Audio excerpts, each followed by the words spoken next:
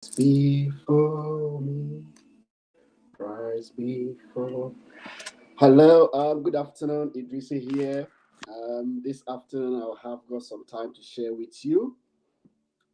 I want to talk about some issue that I have thought about, and I've titled it "The Role of Religious Bodies in National Development or in Governance and Social Justice."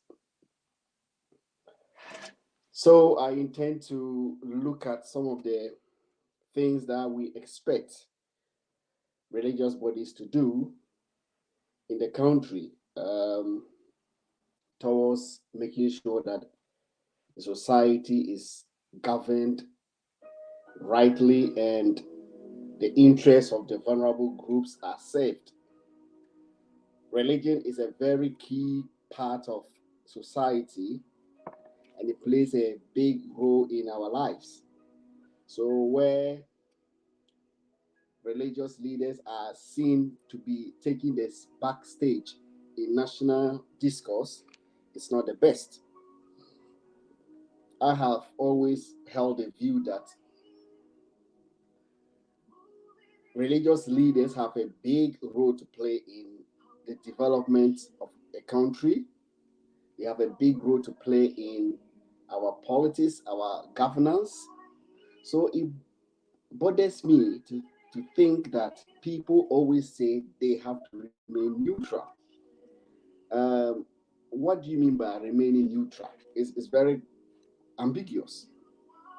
So what I'm trying to look at is the role of religious leaders in governance. The role of religious leaders in governance. So we're going to be talking about very interesting points that needs to be considered. We'll draw on history and then see how it goes. Yeah, I have said that religion or religious leaders provide an organic leadership. Religious leaders provide an organic leadership in the sense that you have a religious group because you have people who have believed in a particular idea, a particular faith, and have all come together to undertake the activities of this faith. So before a religious group is formed, there is always a leader. So leadership in religious groups is organic. And most people in Africa, in Ghana, belong to one or the other religion. It's either you're a Christian, a Muslim, an African traditional worshiper, a Hindu, or any other faith. And most of these faiths have people following a leader. So we cannot say that religious leaders should not be actively involved in the governance of the country. And most of our people in politics belong to one religion or the other. So if followers are the same people, followers of religions are the same people ruling us, leading us, then why is it that we want religious leaders to take the backstage? There is a sort of mischief over there. You see, if you look at the Ghanaian constitution and the way it is aiming at preventing some group of people from getting involved in the national discourse openly, it should suggest to you that there was an attempt to gag a group of people. There was an attempt to kill some form of organic leadership in the Ghanaian society. Before the coming of modern politics, before the coming of democracy, African societies organized themselves. Ghanaian societies had leadership. They had delegation of power. They had ways of running societies. And then democracy comes in, modern democracy. And in the practice of this democracy, a deliberate attempt was made to relegate these people, the traditional leaders, the religious leaders, to the back bench. What would be the motivation for this? Because they didn't want to have a power struggle. The framers of our 1992 Constitution, in a way, were being very protective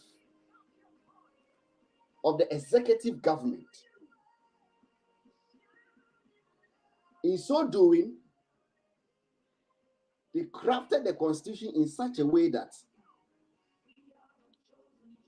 religious bodies and traditional leaders are excluded from having a loud voice and say in national discourse, with the excuse that this group of people are those who will be the mediators of political issues.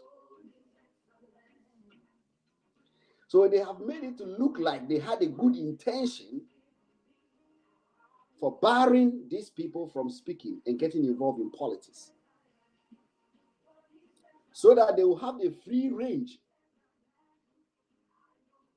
to manipulate the system whatever way, however way they want it to be.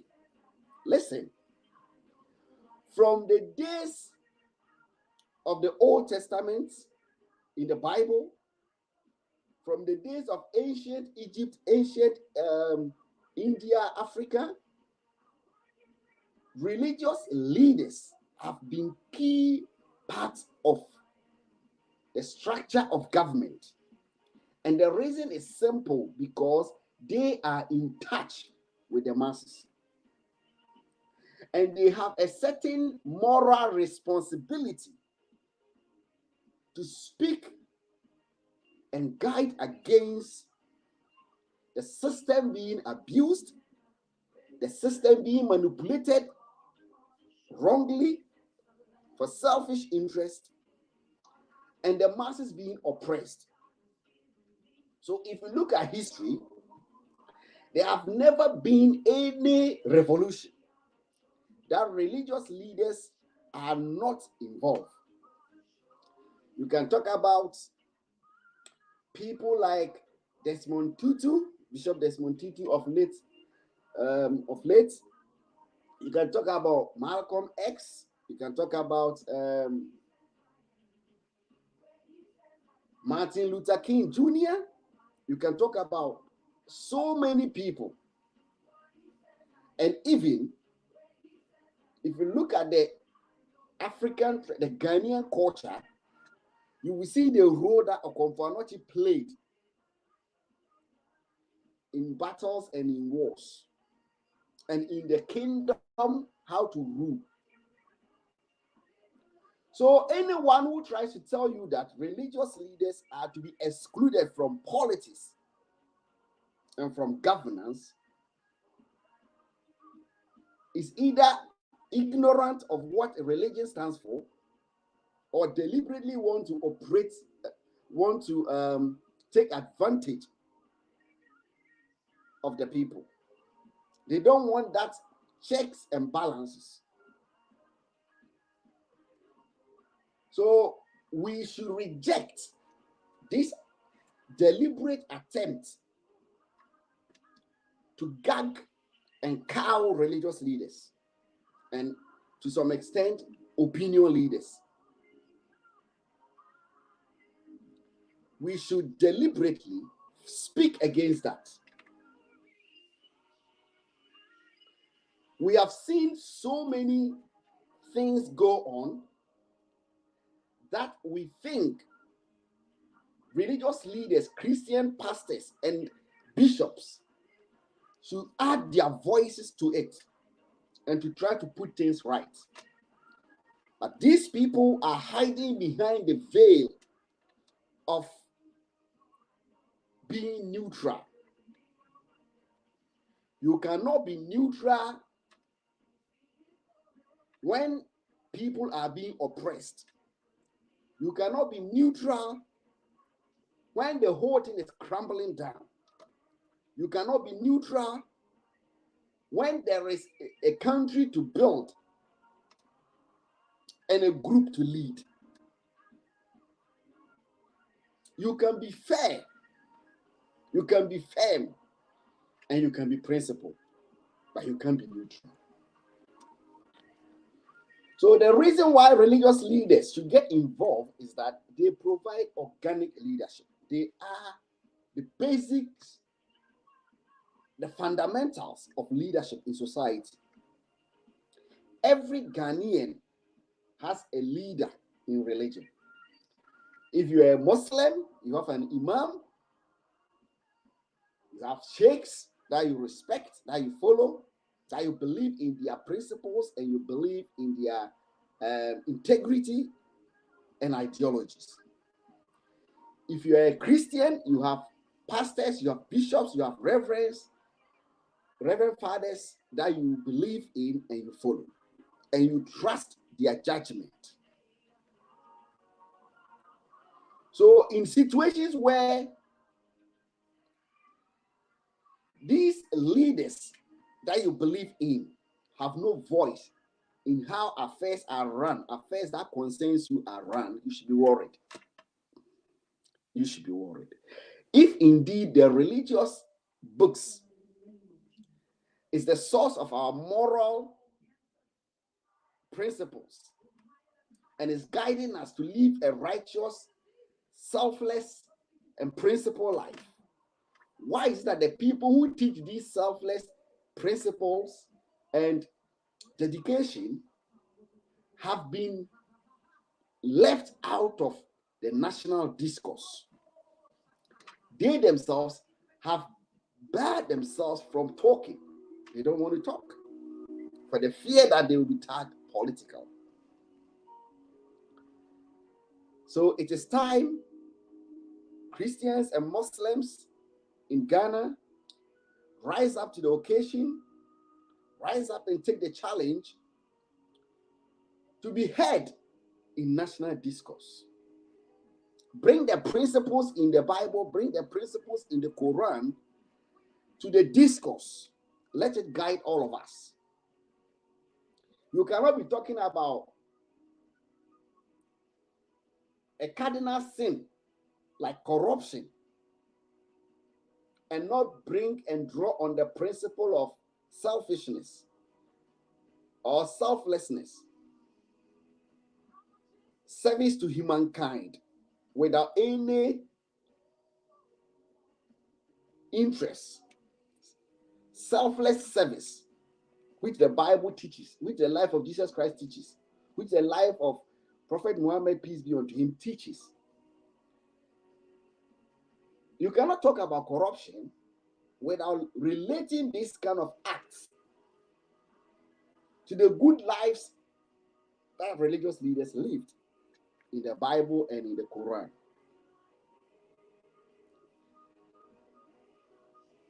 Is it not ironic that when we are swearing in people into positions, we swear them in with the Bible or with the Quran, with the belief that based on their belief in these books, they will live in the interest or they will live by the principles of that book. But the same teachers of that book has been told not to get involved, to share their knowledge and to use that principle to guide all of us. So that one, we should fight it. Every church pastor, every reverend minister, every bishop who feels that he or she wants to put their mind or their voice in whatever is going on should be freely to talk. We should be free to express opinions. We should be free to contribute in the discussions to nation building. So, as I said, the church provides organic leadership. Listen, I have said this. The greater platform for informal education in Ghana is the church and the mosque. People who have not been to school, who have not got formal education, some of them are very literate in religious teachings. Most of them go to the churches. Most of them have key roles in the church and in the mosque.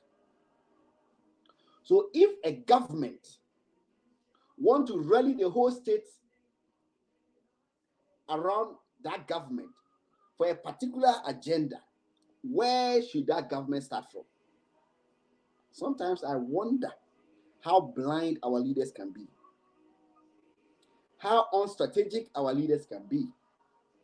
The church is a powerful tool. The mosque is a powerful tool for national mobilization. And it is a powerful tool to fight against the injustice in the system, the inequality in the system. When the church or the mosque and the church and the mosque come together in one voice, no government will survive it. If they are against a government, that government will not survive it. And in the same vein, if the church and the mosque come together to support a particular government, that government will by all means succeed. Why are our political leadership not using the churches? Because they are not honest. Because they know the churches will see through their mischief. So they cannot be confident enough to get the churches involved.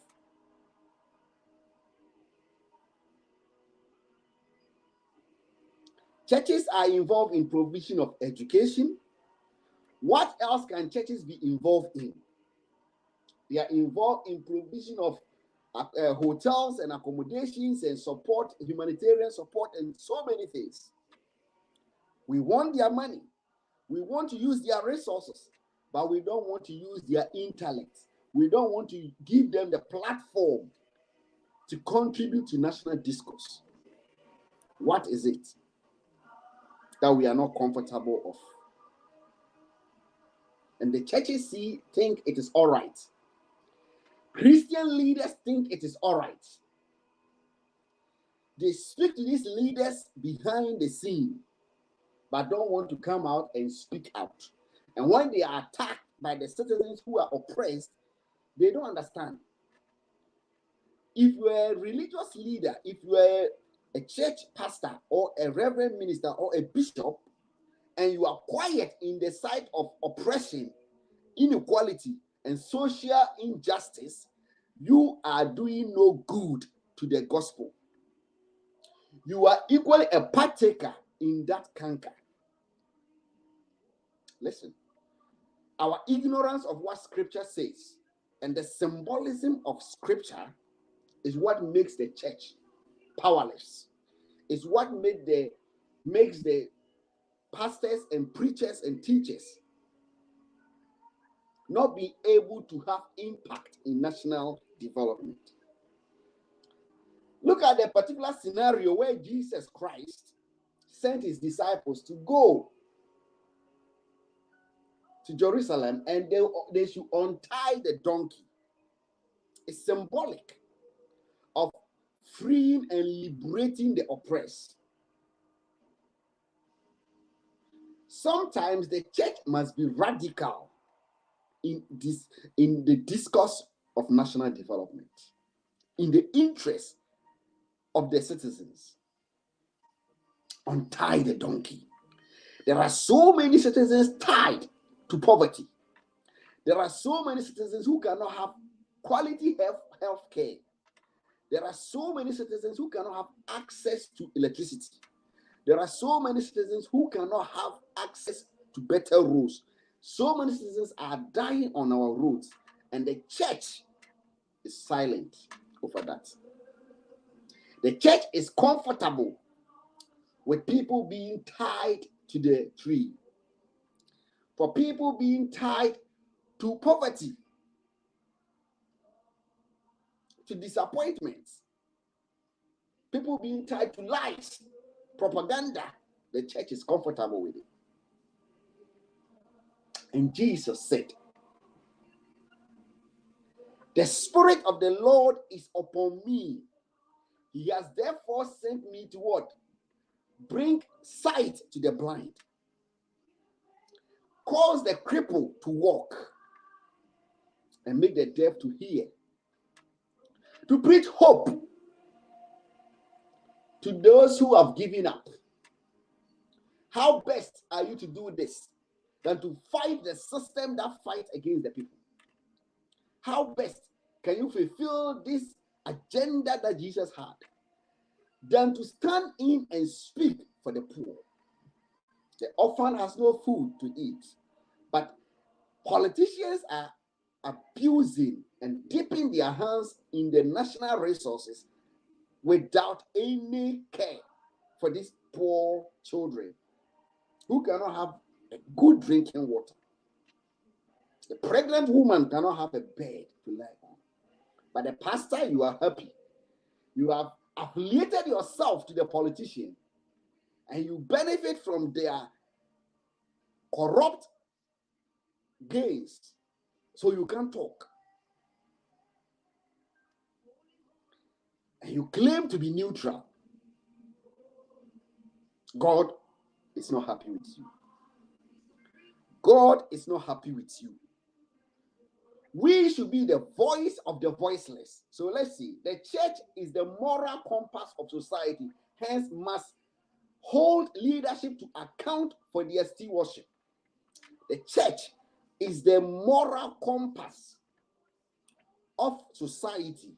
Therefore, the church must hold leadership to account for their stewardship. If your pastor cannot speak on your behalf against the ills in the society, against the embezzlement going on, against the impunity in society, that your pastor is not preaching Christ. It's not about just reading scriptures. It's about actually practicing the principles of Jesus Christ. That principle is that Jesus came to restore sight to the blind.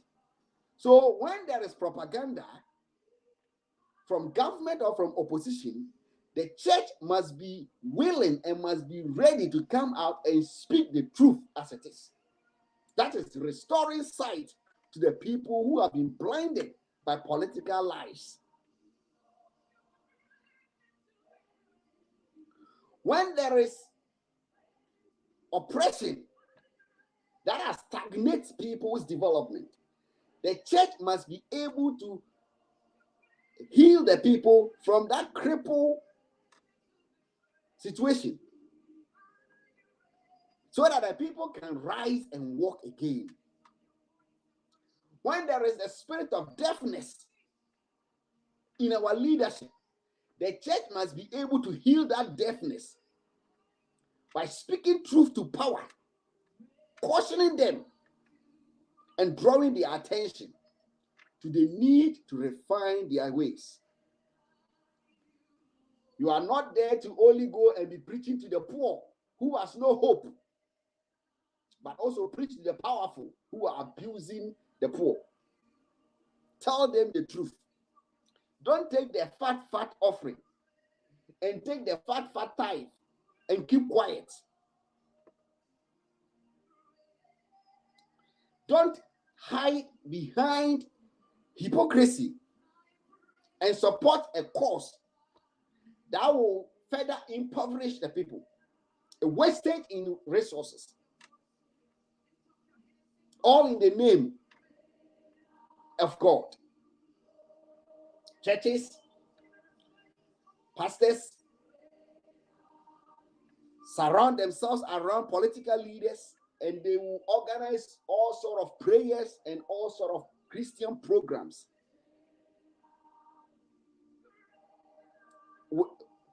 portraying to the leadership that, oh, it is this prayer, it is this programs that God will use to bless the nation and all that. If the leader is stupid and not thinking, and if the leaders are not using their brains, there's no amount of prayer that can rescue our country. So the churches and the leadership must be bold to speak and to hold leadership accountable. The church must be the voice of the voiceless and insist on the protection of the weak in society. Yeah, don't just be preaching scripture. Don't just be telling stories of what happened to the Israelites. Don't be giving some false prophecies and so-called revelations. The simple revelation that member of your church needs is the revelation that the government, if put things right, will serve his or her interests. Some people in your church don't know that. They don't know that the wealth of the nation can be used rightly to serve their interests. The reason why they are in that church screaming and fasting, it will just take a quality health service, quality health care to heal them or treat them of simple sicknesses that they are sitting in that church and praying over and over again without any healing.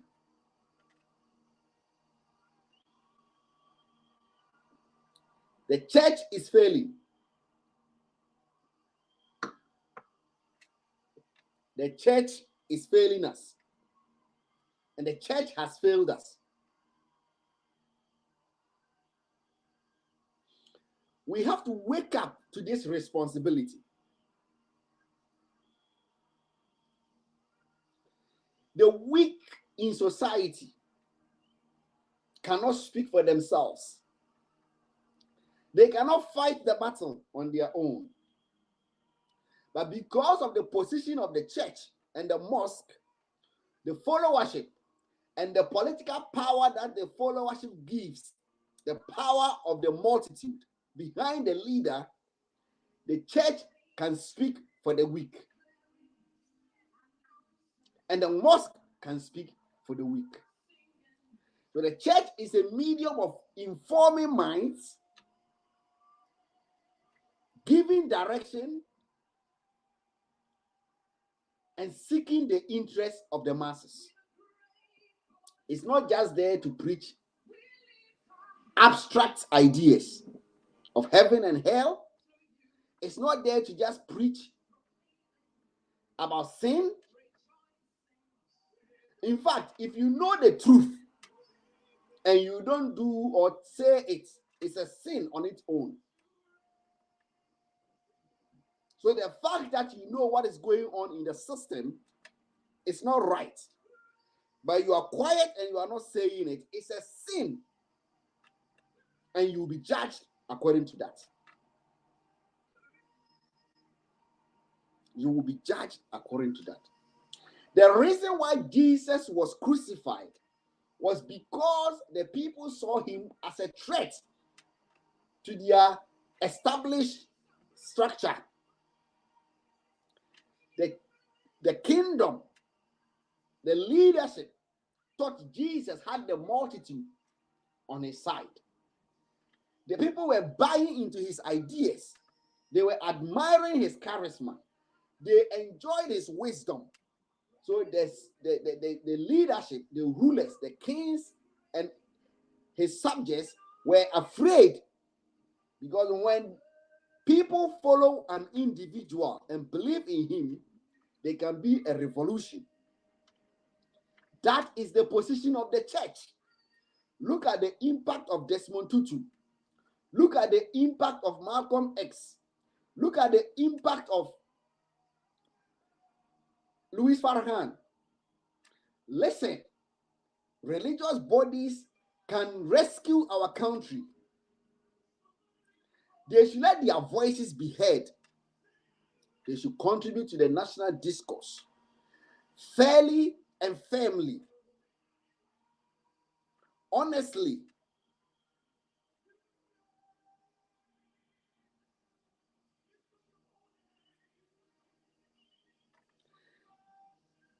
you see, the church should not take side in general national discourse, but should not remain neutral in the midst of oppression.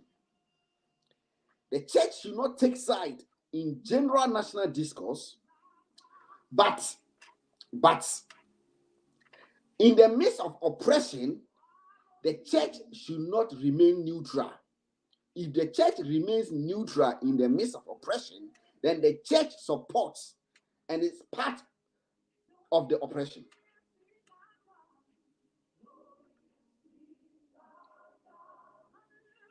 So the neutrality of the church is that they don't take sides. But where there is an oppression or there is oppression, the church have no choice than to stand with the oppressed, but not the oppressor.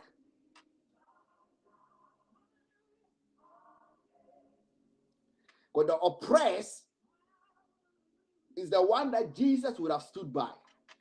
The oppressed is the one that, to Muslims, Prophet Muhammad would have stood by.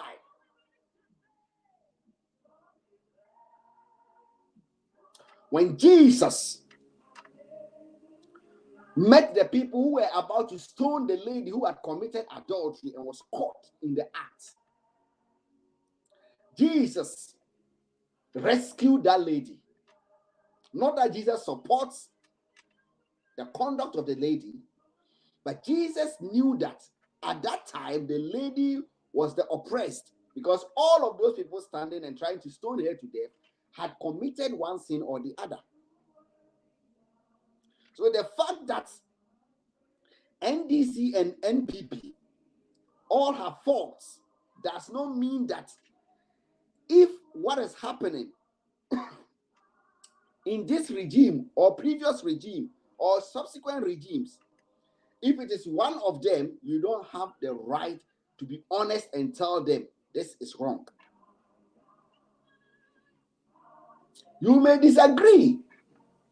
You may not like the approach of NDC, but when NPP is at fault, be bold to say it. And when NDC is at fault, be bold to say it. Don't be going around the circles. That does not help. That does not help. If you did not do it some years ago, you can start doing it now. So the church should not take sides. But a church cannot remain neutral in the midst of oppression. In the midst of discourse of e-levy, where overwhelming majority of Ghanaians are saying we don't like it, the church should not be quiet. If the church is quiet, then the church indirectly supports e-levy. And if the church supports e-levy, which according to the majority will bring burden upon the ordinary citizens, the poor and the weak in society, then the church is helping to oppress the weak. And that is not what the church should stand for. That is not what the mosque should stand for.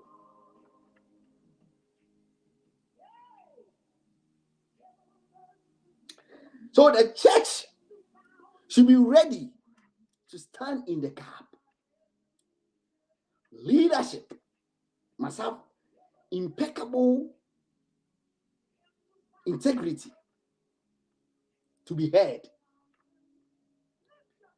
And how do you get this integrity? It's the fearless approach and unbiased views you have about society and nation building. Don't let yourself to be coerced, deceived, and captured into a particular group.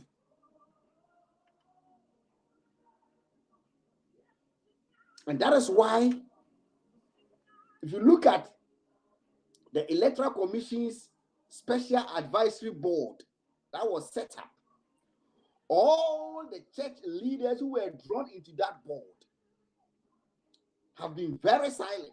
They can't talk. Because if you are part of it, how do you criticize it? If you are drawn into Council of Elders and all these places, and you celebrating it, it's a way of gagging you, telling you don't talk when we are doing the wrong things. Okay. What is the essence of the pastor, the preacher, the bishop having influence in politics, knowing the presidents, knowing the ministers, but cannot influence the way those ministers and the presidents run the country? All you do is just be giving them prophecies, encouragement, telling them what they want to hear, and then you get your envelopes. That is not Christianity. That is not Islam.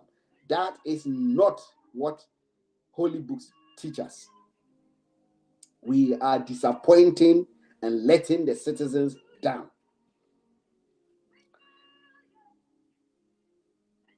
The church should be involved in championing the vision and direction of the state. I said it earlier on, and I'm repeating this. The church should be a core driver of national agenda. If I say the church, I mean the church and the mosque.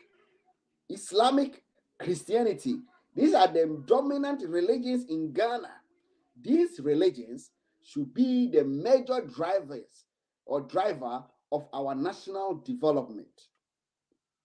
How will the government do that? Some people will tell you, and they tell some of us who have been very critical of this government and who express our opinions on national issues, and the people tell us, you just criticizing. What is the alternative? The alternative is that if the government uses or utilizes the churches and the religious bodies very well, they can easily influence the minds of the citizens. Countries like America, UK, that I am, where I am, UK here, we know how the church is used. Why do you think the government will give churches some money to help them run their activities if the government does not know what they gain from churches? Churches will help the government reduce crime. They help the government to inspire the people that the government cannot directly inspire. When there is a particular institution that brings people together, that institution helps the government to be able to reach these people easily and quickly. So why is the Ghanaian government not utilizing churches properly and mosques properly? Is it that they don't know what they can use it for?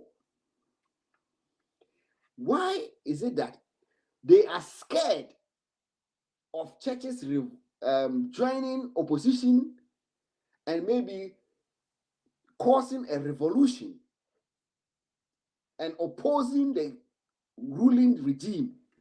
That one, they are scared of it. They know the power, but they are not thinking of how they can use this group, organized group, established groups, that's churches and mosques, to champion the agenda of the state.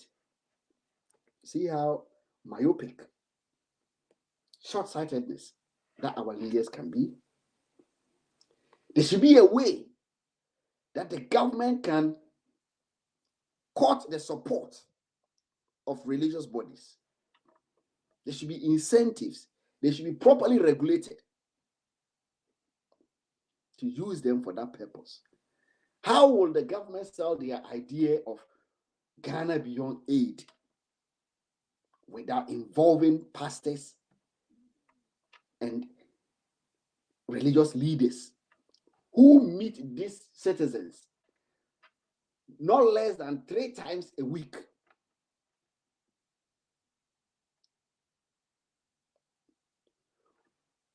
What proportion of the time used in the church is used to champion national agenda? How many pastors preach and speak against corruption? How many pastors preach and encourage citizenship responsibility? How many pastors preach and talk about patriotism? How many pastors preach and talk about keeping our country clean? How many pastors do that? So if we want to develop our country, we should actively involve these religious leaders.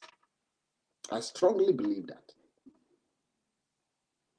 I strongly believe that there should be a way of bringing them together, and there should be a way of regulating them, and there should be a way of motivating these people, giving them training on national issues.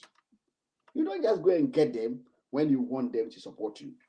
You don't just go and get them when you are coming for election.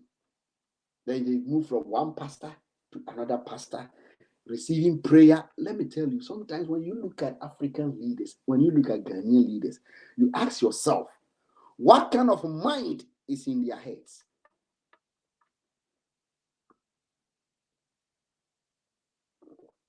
That's what you ask yourself. Because they all, even no matter their level of education, you can see they are not enlightened. They are not.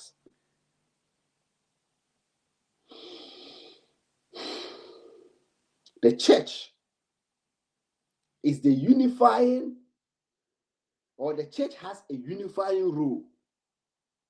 And this unifying role should be based on fair approach to national discourse. The church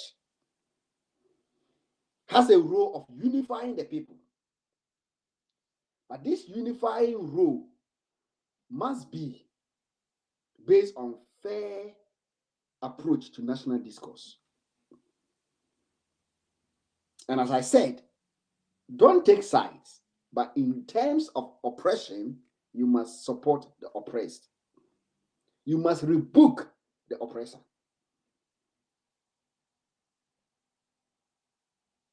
That is how fairness is shown.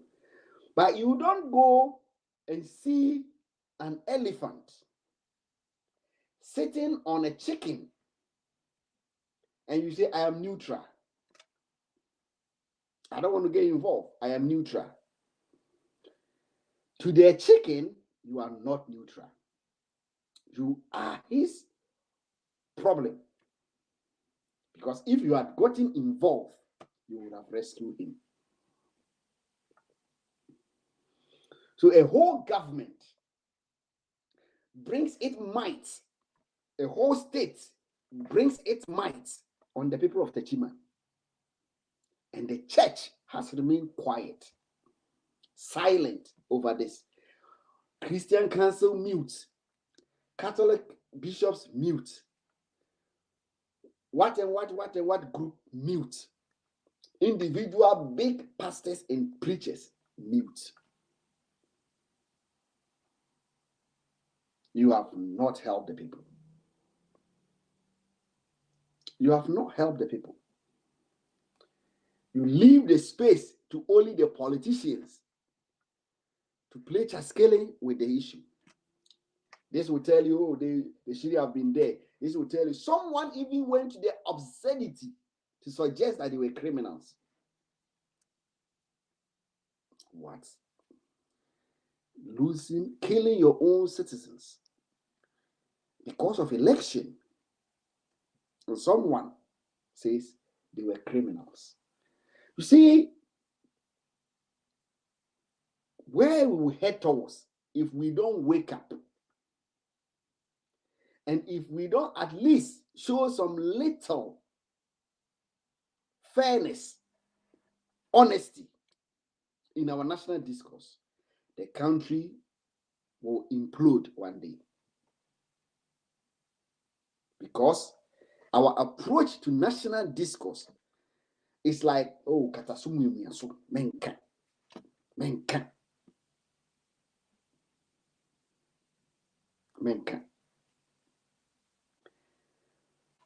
For people, close to 8 people died in 2020 elections. Duncan Williams has never spoken about it. Duncan Williams has never spoken about it. Bishop Ajinasare is quiet. Bishop Dak is quiet. Catholic fathers and bishops are all quiet. Sam Kranchankra is quiet. And even the traditional chiefs, even Otunfo has not made a word about that. And we think the people will accord you that respect.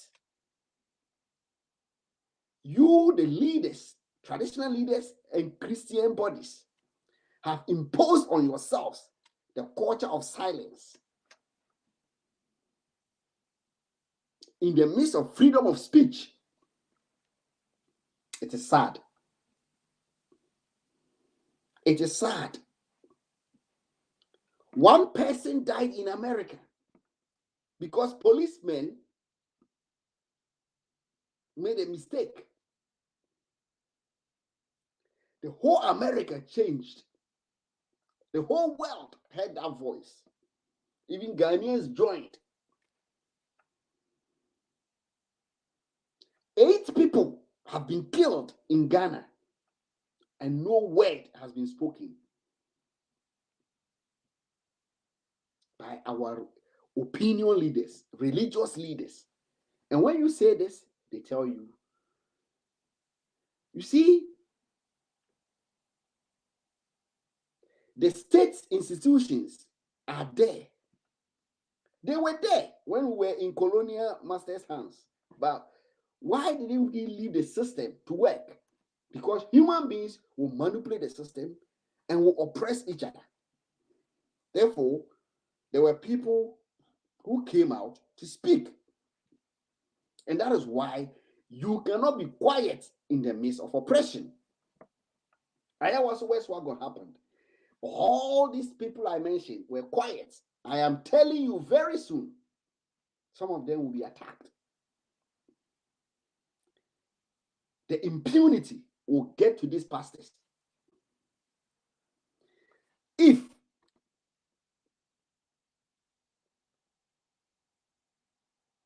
Prophet Owusu Bempah was able to attack Agrada with his tax in Agrada's house, do you think one day he will not attack you, Sam Kranchakra, in your house if you speak against him? Do you think one day he will not attack Archbishop Duncan Williams? He can attack you. Why will Owusu Bempah be walking free? Because he's got the powers that be behind him. And you don't want to call him to order.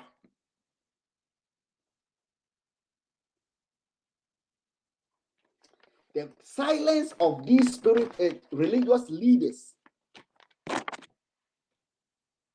is very, very troubling. We will wait and be quiet now So 2024 is drawing closer, and the tension begins to build up. Then you hear us going from place to place preaching peace. You expect peace when you have this whole time to make sure people are brought to book, to make sure that you criticize the people who need to take responsibility of our peace. You are not. You are waiting so that when it is closer to 2020, you call Mahama, you call Akufo, whoever will be, to sign treaties, to sign peace pact. You see, we must stop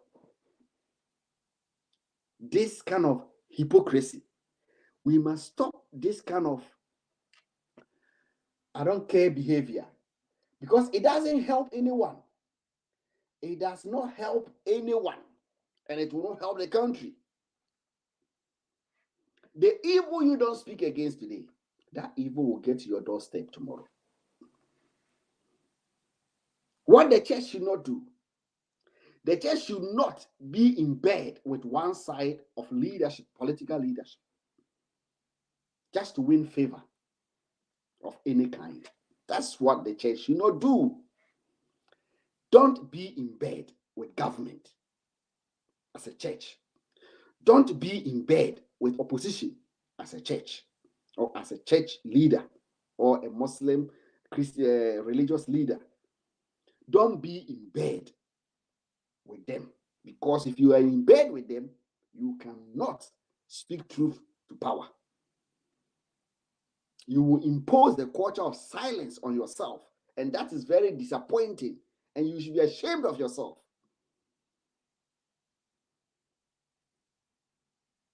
I would have applauded Professor Marty, at least if he should come out and say something.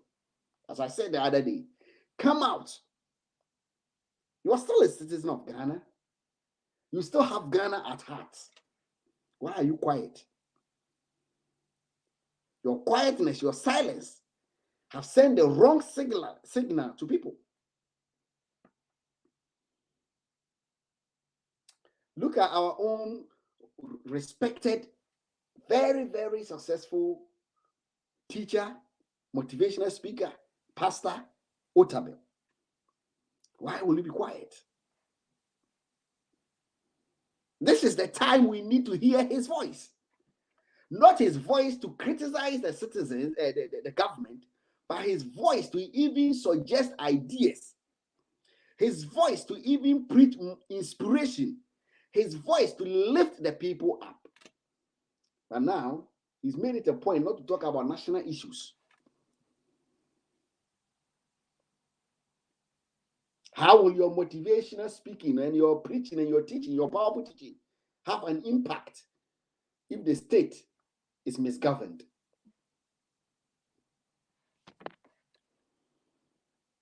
Don't be in bed with political parties. That is how neutrality is. Not openly be in bed and not secretly be in bed with them. The church should not be used by politicians as a political tool for or against government. Listen, the church should not be used as a political tool. I didn't say governance tool, as a political tool. I don't contradict. I said earlier that the church can be used to rally the people behind the government to achieve the aim of the government. But the church should not be used as a political tool against or for the government. And that is what we see today. Some church is fully like, oh, this church is an NPP church. This church is an NDC church. Even though they have not tagged it like that, but you can see it. The leaders, the way they feel comfortable to do politics in their church tells you which people dominate in that church. They are in bed with politicians. And they are using the church as a political tool. They use it for campaigns. just because they want to win favor from political leaders.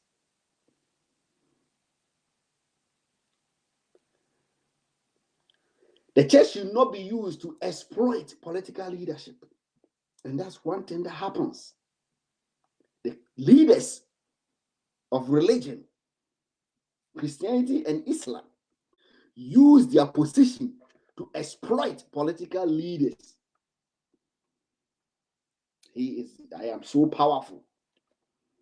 So you sow a seed, I prophesy about your life, and by virtue of my prophecy, you become a president, or you become a minister, or you become the MP. The church, the religious leaders are using their position as representatives of God to exploit leadership. So politicians have been deceived ignorantly to believe that if they do things in a way to favor